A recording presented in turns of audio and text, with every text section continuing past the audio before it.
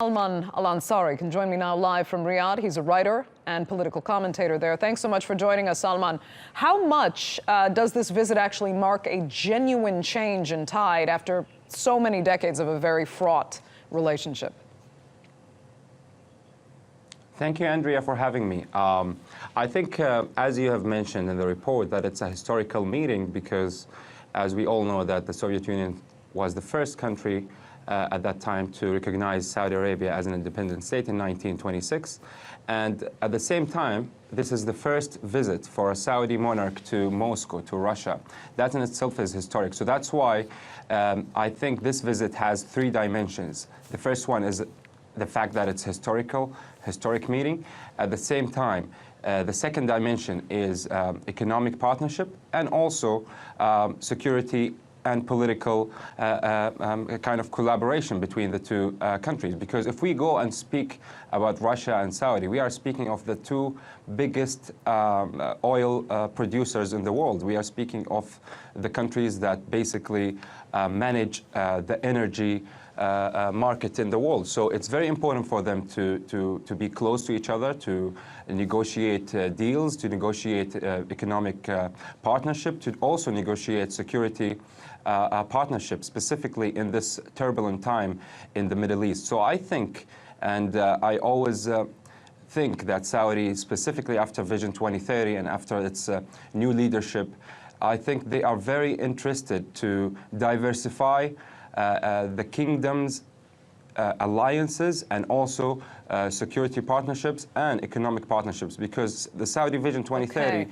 is all about opportunities, is all about abundance, and it's all about attracting foreign investment and also nationalizing a lot of the sectors within the kingdom itself. Okay, so right now it seems it's mostly about energy, but over the course of this four-day visit, Syria and Iran's place in the peace process for Syria will be discussed. How will Saudi and Russia actually find any common ground there? Great. I think you can always find common grounds in every case. Like if we look at Russia and Saudi, they all agree about the importance of having the two-state solution, for example, in Palestine and Israel, the Israeli-Palestinian issue. They all have the same vision about it, which is great. If you go also about Yemen, we all see that Russia did not veto the 2216 accord. So that gives some kind of room of closeness between Moscow and Riyadh with regard to Yemen. When it comes to Syria, yes, Syria has been for the last 7 years a big crisis, a humanitarian crisis for not only the region but the whole world.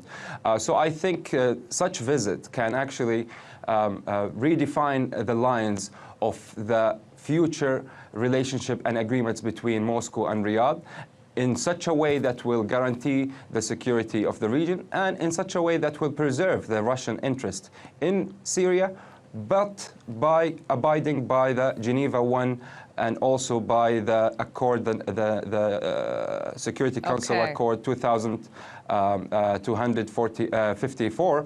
And I think, like monarchs, basically, like the visit for the king visit to Moscow, I think monarchs, when they move, they do not go empty-handed and they do not return empty-handed. So I'm pretty sure that one of the main things that Saudi is bringing on the table of Russia is economic collaboration. And what we really want from Russia is basically to move a little bit away from the Iranian practices and doctrine in the Middle East. And I think that is achievable. Thank you, Salman Al-Ansari. Thank you so much for sharing your outlook there from Riyadh.